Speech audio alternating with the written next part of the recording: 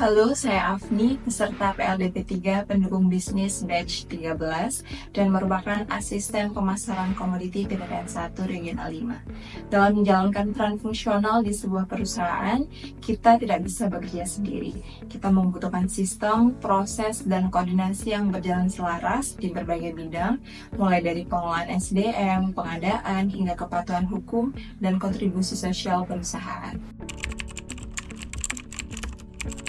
Human Capital Framework terdiri dari dua hal, yaitu yang pertama elemen core atau primary process, dan yang kedua adalah elemen foundation atau supporting process. Di mana elemen core atau primary process ini mencakup segala aktivitas atau fungsi-fungsi utama dalam pengelolaan SDM, yang terdiri dari 4 kelompok besar. Yang pertama adalah pengelolaan rekrut, kemudian pengelolaan produktivitas karyawan, pengelolaan talenta organisasi, dan pengelolaan reward.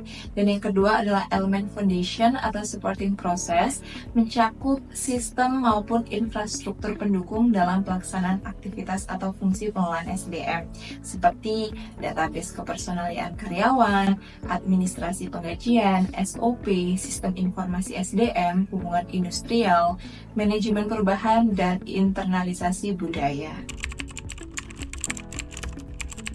Sistem informasi merupakan suatu kumpulan dari komponen-komponen dalam perusahaan atau organisasi yang berhubungan dengan proses penciptaan dan pengaliran informasi.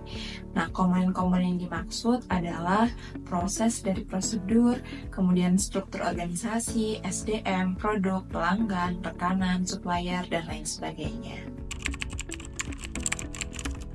Dalam pengadaan barang maupun jasa, terdapat 3 komponen penting, yaitu yang pertama adalah rantai pasok hulu, yang kedua rantai pasok internal, dan yang terakhir adalah rantai pasok hilir. Jadi ada 3 tujuan mengapa perlu adanya kesekretariatan dalam suatu organisasi atau perusahaan. Yang pertama adalah sekretaris bertujuan untuk menjamin kelancaran kegiatan organisasi atau perusahaan dan bertanggung jawab dalam aktivitas rutin di dalam sebuah perusahaan atau organisasi. Kemudian yang kedua adalah sebagai acuan utama untuk membicarakan permasalahan terhadap pimpinan dalam menjalankan tugas dan fungsi organisasi atau perusahaan. Dan yang terakhir adalah untuk membantu kelancaran kegiatan pimpinan, terutama yang mencakup kegiatan administrasi.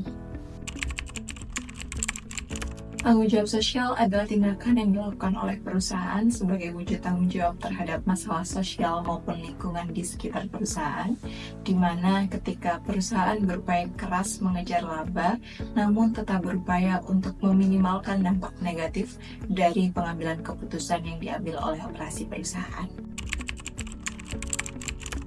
Jadi menurut peraturan pemerintah nomor 50 tahun 2012, keselamatan dan kesehatan kerja atau yang lebih dikenal dengan K3 adalah segala kegiatan untuk menjamin dan melindungi keselamatan dan kesehatan tenaga kerja melalui upaya pencegahan kecelakaan kerja dan penyakit akibat kerja.